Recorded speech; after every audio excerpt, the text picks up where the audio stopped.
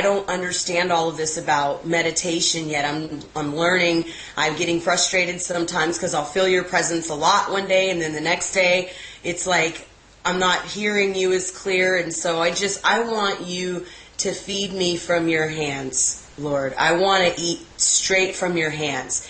Then she tells me, isn't that ridiculous to say something like that? I mean, who am I to say, Father, you just feed me from your hands and show me who you are? And, she was like, how do I ask something like that? I said, that's not wrong. That's the good asking. Most people ask for material crap that's going to end up being destroyed at one point in time. So you're asking for those things that are eternal. Well, we have another conversation later on, days later, and I mentioned this book called The Heavens Open by Anna Roundtree, and I was just telling her some different excerpts of it to make a point in our conversation. This girl, like I told you in our own personal conversation, Phil, goes to my freaking library, finds these books I mentioned in light, and reads them. Like, eats it like it's a freaking dish of food, and like she only has 5 minutes to eat it all, and whatever she doesn't eat is going to be pulled away. And she's reading through these books like no other, and she's like, oh my God. I said, what? She said, I'm reading The Heavens Open. I go, oh yeah, that's a good book, huh? She's like, no, you don't understand. Which, of course, I've read it, so I do understand, but I see her excitement, and she's like, it talks about eating out of the hand of God, because this woman literally went to the heavens and experienced. She was connected with IHOP. In the back of her book, or the beginning, Mike Bickle, writes a foreword or something. But anyway, when Tina was reading this, she's like, he actually does do that. I said, yeah. She's like, no, but I thought I was wrong for asking it. And then you said I wasn't, but then never mind, just forget it. I'm like, no, it's okay, because she's so overwhelmed and excited. But this is a road sign.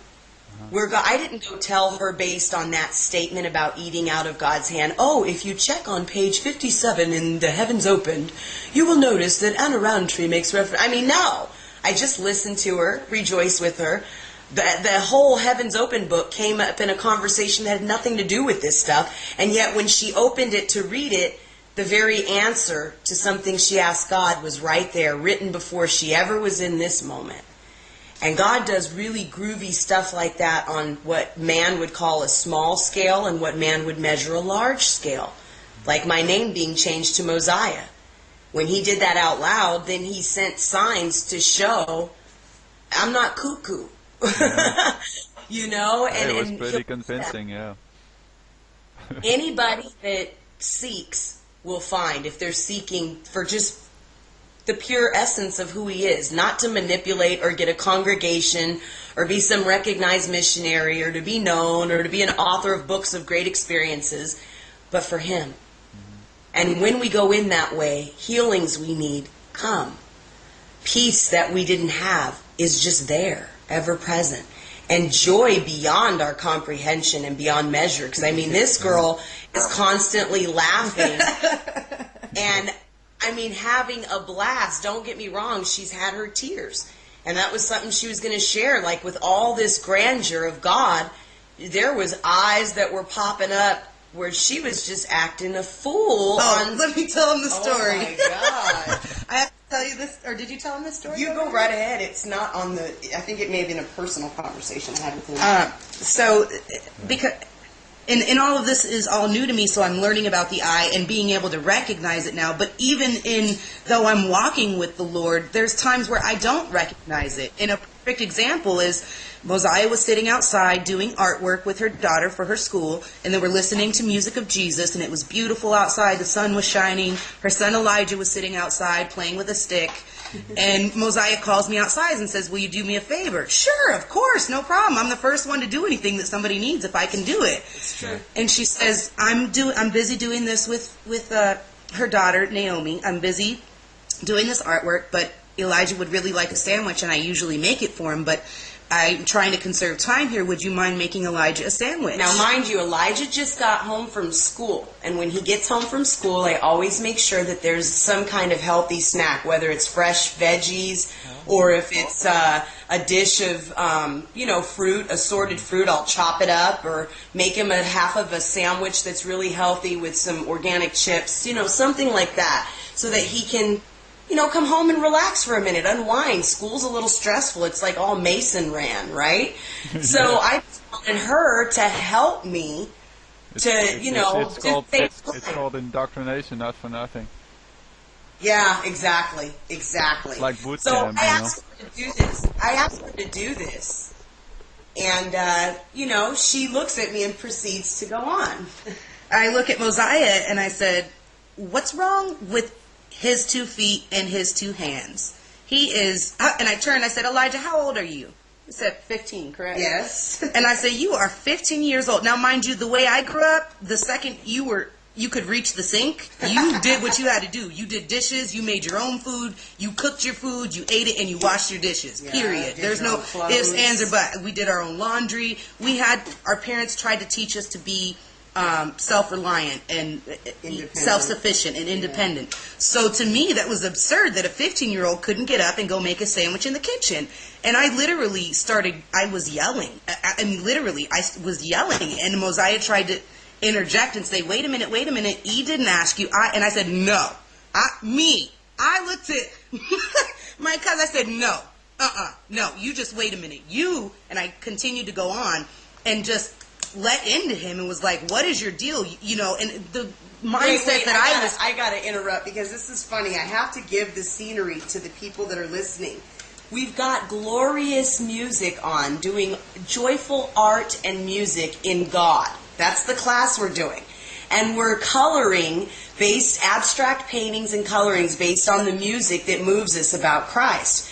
Not anything that's recognizable, but abstract to express in colors, in color therapy, how the music ministered to us. So everybody's calm and Tina's wigging out, literally yelling while this beautiful music's going on and we're all happy. Yeah. And I'm saying, no, Tina, wait. And I said, Elijah didn't ask to have anyone make sure. No, Moziah, you hold on a minute. And she turns and blah, blah, blah, blah, blah, to Elijah while everyone's serene and calm. Go ahead. And you have to understand the other aspect of my thinking when I'm saying this is Moziah is at work 24 hours a day. She's constantly, and I mean, no joke, constantly ministering to people. If it's not someone here within her home, her phone is going off the hook, her emails are blowing up. She is consistently in the walk of the Lord and trying to help people find their way to Jesus. And so to me, it's like you see all this work your mother does, and she's bent over backwards, gets 3 hours of sleep a night. You can't go make yourself a sandwich? But she didn't say all that. That's what she's thinking. This is what I'm thinking, okay? So then E stands up and says, forget it. I'll make it myself. Forget it. So he goes in the kitchen to make a sandwich. Now, at this point, I'm pissed because I see that they're upset at me. And I'm thinking, why are they mad at me? Because I'm pointing out the obvious, that this child can go make his own sandwich. Yeah. I come in her garage and I light a cigarette. And I'm huffing and I'm puffing and I am pissed. I'm like, great. So now here I am stuck. My cousin's mad at me. My other cousin. Now, wait. This is in her mind. This is in my mind. I wasn't mad. Yes. Elijah wasn't mad. We showed no outer characteristics or signs of being mad. Everyone was just looking at her like, what is going on? And literally Elijah got up and said in the calmest, you ask her, the calmest voice, he said, Tina, it's okay. I didn't ask my mom to make it, and you don't have to make it. I'll make it myself, okay? And he's trying to keep the peace. She's pissed. No, I'll make it. I'm just trying to say. And I'm like, well, it's okay, Tina, because you don't have to. I just usually do that. No, but he's grown. He's 15. So she's like, ugh. Goes in the garage to smoke a cigarette. So we don't see her, and Elijah goes to make his sandwich and then goes up to her room. And now this is where I come in, and this is all going on in my head, what I'm speaking now, but I'm thinking, okay, great. So now my cousins are mad at me because I got upset and I started yelling, but I was trying to make a valid point. This is all what I'm saying in my head.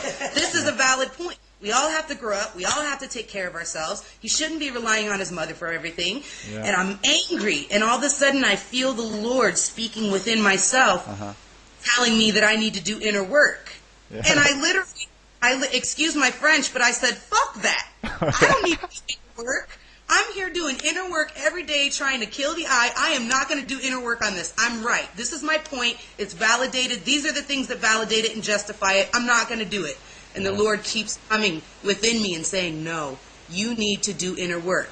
And I started bawling. And I'm like, I don't understand. I don't understand what's going on or what inner work do I have to do. The boy's 15. Jealousy, yeah, I know. And the Holy Spirit comes upon me like I have never felt it before, and I began weeping. And the Holy Spirit whispers inside of me as softly and as beautifully as I can hear, "You're jealous." Yeah. And I took a moment, and I'm like, I'm jealous? Jealous of what? Screw that. And I start going on again, rambling in my head. And the Holy Spirit, whoosh, you're jealous. Jealousy, I thank the Lord because now he gives me the spiritual eyes to recognize these things that are not of God, which jealousy is not of God. But what was I jealous?